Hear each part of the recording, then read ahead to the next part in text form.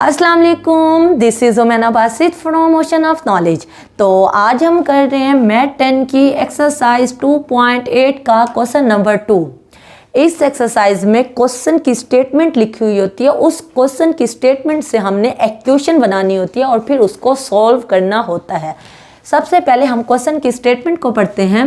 The sum of squares of 3 positive consecutive number is 77, find them.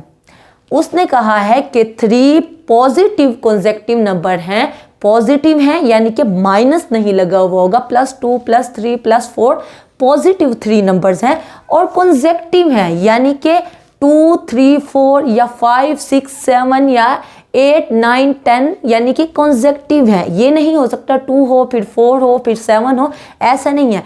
3 कॉन्सेक्टिव positive numbers हैं और जिनका square का सम लो, यानी वो उन 3 नंबर्स का हम स्क्वायर भी लेंगे, फिर उन तीनों स्क्वायर्स को यानी जो 3 नंबर्स हैं उनका स्क्वायर लेने के बाद उनको सम भी करेंगे, ऐड भी करेंगे, तो वो क्या बनता है, वो 77 बनता है। हमने वो नंबर निकालना है।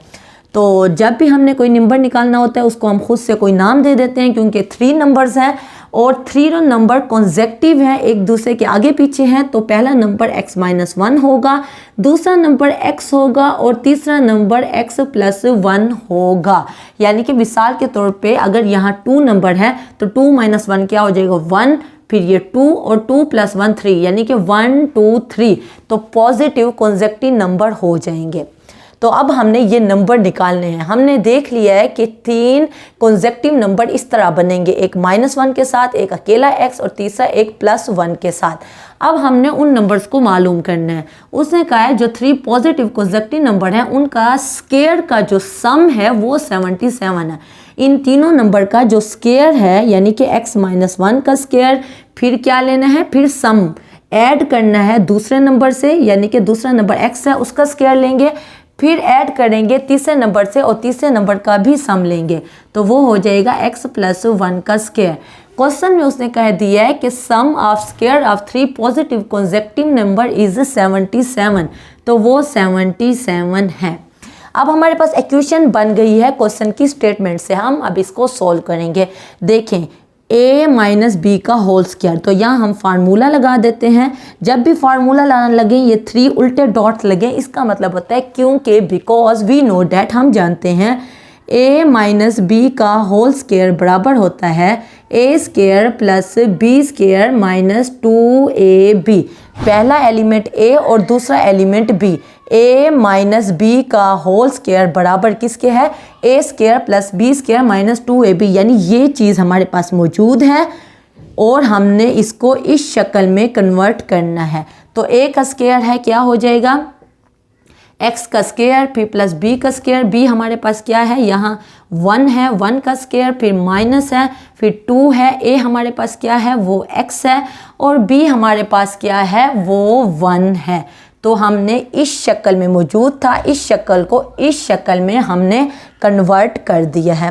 फिर आगे क्या है, आगे +x² है, फिर आगे प्लस है, यहाँ एक और फार्मूला लगेगा, यहाँ a - b का होल स्क्वायर है। अब हमने फार्मूला लगाना है a + b का होल का स्क्वायर। तो क्या करेंगे, a बीच में प्लस आ जाएगा, b का होल स्क्वायर किसके बराबर होगा, a² + b² + 2ab। यानी फार्मूला बिल्कुल सेम है, बीच में अगर माइनस होगा तो 2ab के साथ माइनस आएगा, अगर बीच में प्लस होगा तो 2ab के साथ प्लस आएगा, बाकी दोनों फार्मूले सेम हैं। अब यहाँ a + b का होल स्क्वायर बना हुआ है, हमने इसको a² + b² + 2ab की शक्ल में लिखना है। a हमारे पास क्या है वो x है, तो x का स्क्वायर हो जाएगा, फिर प्लस है, फिर b का स्क्वायर, b हमारे पास 1 है, 1 का स्क्वायर हो गया, फिर प्लस 2ab है, 2 हो गया, a हमारे पास x है और b हमारे पास 1 है। तो इसको भी हमने फार्मूला लगा के इस शक्ल में लिख दिया, x² वैसे का वैसे आया, फिर हमने इसको भी ये वाला फार्मूला लगा के इस शक्ल में लिख लिया। उसके बाद = 77 वैसे आ रहा है। अब x का स्क्वायर ही बनता है, 1 का स्क्वायर 1 1s आर 1 होता है, तो 1 आएगा। -2 को x और 1 से मल्टीप्लाई करेंगे तो -2x हो जाएगा।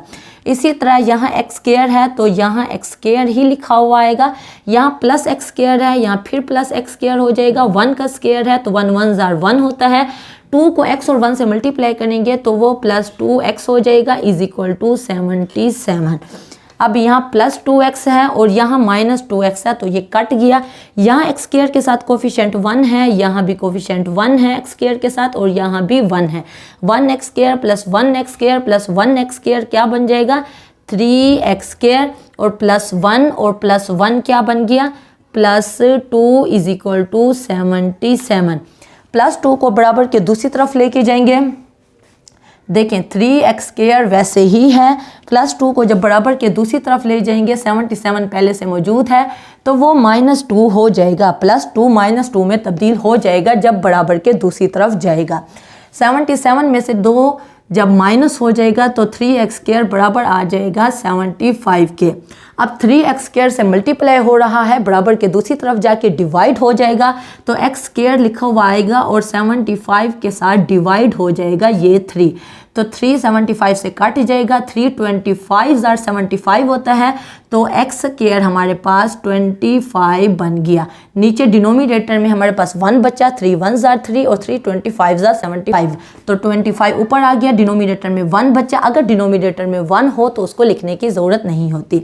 अब x स्क्वायर हमारे पास 25 है, हमने x की वैल्यू को निकालना है तो दोनों तरफ हम स्क्वायर रूट ले लेते हैं जब भी हमने स्क्वायर को ख़त्म करना हो, तो स्क्वायर रूट से कट जाएगा, x की वैल्यू क्या आ जाएगी, वो आ जाएगी +-5, क्योंकि 25 5 का स्क्वायर है, 5 square is equal to 25, 5 multiply by 5 is equal to 25, तो स्क्वायर रूट से कट जाएगा और 25 की जगह पे +-5 आ जाएगा। अब हमारे पास 3 कॉन्सेक्टिव नंबर हमने सपोज किए थे, एक x-1, एक x और तीसरी वैल्यू x+1। अब क्योंकि उसने कहा पॉजिटिव कॉन्सेक्टिव नंबर है तो -5 नहीं होगा, तो इसका मतलब है x हमारे पास 5 हुआ, तो 5 - 1 5, x क्या है हमारे पास, वो 5 है। हमने माइनस क्यों नहीं लिया, क्योंकि उसने क्वेश्चन में कहा है कि पॉजिटिव कॉन्सेक्टिव नंबर है, तो पॉजिटिव है तो नेगेटिव वाली वैल्यू ख़त्म हो जाएगी। x - 1 5 - 1 क्या हो जाएगा, वो 4 हो जाएगा। दूसरी जो हमारे पास नंबर है, दूसरा नंबर है वो x है, वो 5 हो जाएगा। और तीसरा नंबर x+1 यानी कि 5 + 1 is equal to 6। So numbers क्या हैं, तो ये हमारे पास नंबर्स हैं पॉजिटिव कॉन्सेक्टिव नंबर, और ये हमारा आंसर है। 4 5 6 हमारे पास 3 पॉजिटिव कॉन्सेक्टिव नंबर हैं, इकट्ठे नंबर हैं। 4 है पॉजिटिव है, उसके बाद 5 है कॉन्सेक्टिव है, उसके बाद 6 है, तो 3 पॉजिटिव कॉन्सेक्टिव नंबर हमने निकाल लिए हैं। तो क्वेश्चन नंबर 2 हो गया। अब हम चलते हैं क्वेश्चन नंबर 3 की तरफ। तो क्वेश्चन नंबर 3 है the sum of 5 times a number, एक नंबर है और 5 टाइम्स का मतलब है उस नंबर को 5 से मल्टीप्लाई कर दो, and square of number is 204। इसका मतलब है कि एक नंबर है और उसको 5 से मल्टीप्लाई कर दो और उसी नंबर का स्क्वायर ले लो। उन दोनों नंबर को अगर ऐड करो, सम करो, एक नंबर कौन सा है जिसको 5 से मल्टीप्लाई करना है, उसी नंबर का स्क्वायर लेना है। इन दोनों नंबर को जब आप ऐड करो तो वो किसके बराबर आता है, वो 204 के बराबर आता है। हमने नंबर को मालूम करना है। जब भी ये स्टेटमेंट दी होती है हमने क्या बनाना होता है, हमने एक इक्वेशन बनानी होती है। तो लेट नंबर इज x, तो हमने सपोज कर लिया, फ़र्ज़ कर लिया कि नंबर क्या है, वो x है। क्योंकि एक नंबर की बात है तो सिर्फ हमने x को सपोज कर लिया है। According to given condition, given condition क्या थी, 5 टाइम्स अ नंबर, यानी वो नंबर x है तो x को 5 से मल्टीप्लाई करेंगे तो क्या हो जाएगा 5x, और उसका सम लेना है, ऐड करना है, ठीक है ना, ऐड करना है किससे, स्क्वायर ऑफ नंबर, यानी स्क्वायर लेना है उस नंबर का स्क्वायर लेना है और उस नंबर का 5 टाइम्स लेना है। फिर उन दोनों का जो सम है वो किसके बराबर है, वो 204 के बराबर है। इन क्वेश्चन में मुश्किल बस यही इक्वेशन बनाना ही होती है, बाकी काम तो बहुत ही आसान है। ठीक है, यहाँ तक हो गया। उसके बाद 204 के साथ प्लस का साइन है, बराबर के इस तरफ आएगा तो -204 हो जाएगा। एक्स स्क्वायर को मैंने पहले लिख लिया, 5x को बाद में लिख दिया, -204 बन गया। जब इस तरफ आया उस तरफ 0 बच गया। अब जब भी 3 टर्म्स हों तो हमने क्या करना होता है, हमने फैक्टराइज करना होता है। आप 9th क्लास में चैप्टर 5 बहुत अच्छे तरीके से फैक्टराइजेशन वाला कर चुके हैं। अगर आपको नहीं पता मैं फिर आपको बता देती हूँ। करना क्या होता है फैक्टराइजेशन में, पहली और आखिरी टर्म यानी पहली और तीसरी टर्म को एज इट इज़ लिख देते हैं। 204 को भी वैसे ही लिख दिया है, एक्स स्क्वायर को भी वैसे ही लिख दिया है। दरमियान वाली एक टर्म से यानी कि 5x से दरमियान वाली एक टर्म से हमने ऐसी 2 टर्म्स बनानी होती हैं जिन्हें हम ऐड या सब्ट्रैक्ट करें तो वही 5x आए। इन दोनों को मल्टीप्लाई करें तो पहली और आखिरी वैल्यू को मल्टीप्लाई करके जो आंसर आता है वही आंसर इन 2 को मल्टीप्लाई करके आए। देखें 5x की जगह पे मैं लिख सकती हूँ 17x - 12x। 17x में से 12x जाए तो वो 5x ही बनता है। यानी हमने इस एक टर्म से जो 2 टर्म बनाई तो हमने बिल्कुल ठीक 2 टर्म बनाई हैं। उसके बाद देखेंगे कि इन दोनों को मल्टीप्लाई करके आंसर क्या आ रहा है।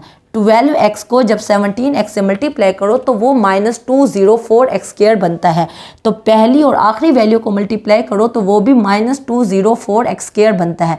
तो पहली और आखिरी वैल्यू भी -204x², दरमियान वाली 2 वैल्यूज़ भी -204x²। तो इसका मतलब है हमने इस एक टर्म से जो 2 टर्म्स बनाई हैं वो बिल्कुल ठीक बनाई है। 2 कंडीशन होते हैं, ऐड या सब्ट्रैक्ट करें तो 5x है, इन दोनों को मल्टीप्लाई करें तो पहली और आखिरी वैल्यू को मल्टीप्लाई करके जो आंसर आता है वही आंसर इन 2 को मल्टीप्लाई करके आए। उसके बाद नेक्स्ट स्टेप में हमने पहली 2 टर्म्स देखनी होती हैं कि इन 2 में क्या कॉमन है। इन दोनों में x कॉमन है, x कॉमन ले लिया, एक x चला गया, बाकी एक x बच गया। फिर बीच में प्लस है तो प्लस आ गया, एक x चला गया, बाकी 17 आ गया। अगली 2 टर्म्स में देखना है क्या चीज़ कॉमन है, तो -12 कॉमन है, -12 चला गया, बाकी x बच गया। माइनस जब कॉमन लेते हैं तो अंदर वाले साइन तब्दील हो जाते हैं, यहाँ माइनस की जगह पे प्लस आ जाएगा। तो 12 17 204 होता है, तो 12 हमने कॉमन ले लिया तो यहाँ 17 आ गया। तो x + 17 ये पूरा फैक्टर सेम आ रहा है। जब भी ये फैक्टर सेम आ रहा हो तो इसका मतलब है हमने फैक्टराइजेशन बिल्कुल ठीक की है। तो x + 17 पूरे फैक्टर को हमने कॉमन ले लिया, बाकी जो बच गया x - 12 इसको हमने अलग ब्रैकेट में लिख लिया। अब 2 फैक्टर्स हैं मल्टीप्लाई हो रहे हैं और आंसर 0 आ रहा है। जब भी 2 वैल्यूज़ या 2 फैक्टर मल्टीप्लाई हो रही हो और आंसर 0 आ रहा हो तो इसका मतलब है उन दोनों फैक्टर में से एक फैक्टर यकीनन 0 के बराबर है। आप देख लें, सिंपल मिसाल लें, 5 को 0 से मल्टीप्लाई करो 0 होता है, 0 को 3 से मल्टीप्लाई करो 0 होता है, या 0 को 0 से मल्टीप्लाई करो तब भी 0 होता है। यानी ये भी हो सकता है कि दोनों फैक्टर 0 के बराबर हों लेकिन एक तो कम से कम 0 के बराबर होता है। अब 2 फैक्टर हैं, पहले हम इसको 0 के बराबर करेंगे, फिर दूसरे फैक्टर को 0 के बराबर करेंगे। x + 17 को 0 के बराबर किया, 17 बराबर के दूसरी तरफ गया तो x = -17 हो गया। इसी तरह दूसरे फैक्टर को x - 12 को 0 के बराबर किया तो -12 जो बराबर के दूसरी तरफ जाएगा तो वो +12 हो जाएगा। अब x हमारे पास 2 वैल्यूज़ निकल आई। सो रिक्वायर्ड नंबर क्या है, इज़ ईदर 12 और -17, या वो नंबर 12 है या वो नंबर -17 है। तो 2 ऐसे नंबर्स हैं जो एक को मल्टीप्लाई करो और उसी नंबर का स्क्वायर लेके जब आप ऐड करो तो वो 204 बनता है। तो -17 भी और 12 भी, इन दोनों को आप अपनी चेकिंग के लिए अप्लाई कर सकते हो। तो क्वेश्चन नंबर 3 आपका हो गया। उम्मीद है आज की वीडियो आपको पसंद आई होगी। अगर कोई कन्फ्यूजन हो, कोई मसला हो, कोई बात समझ ना आई हो, आप नीचे कमेंट में पूछना, मैं इंशाल्लाह कमेंट बॉक्स में उसका डेफिनेटली जवाब दे दूंगी। तो अगर आप मेरे चैनल पे नए हैं तो प्लीज़ मेरे चैनल को ज़रूर सब्सक्राइब करें, और अगर आपको मेरी वीडियो थोड़ी सी भी इंफॉर्मेटिव लगी है तो मेरी वीडियो को ज़रूर लाइक करें। तो फिर मिलेंगे नए लेक्चर के साथ। अल्लाह हाफ़िज़।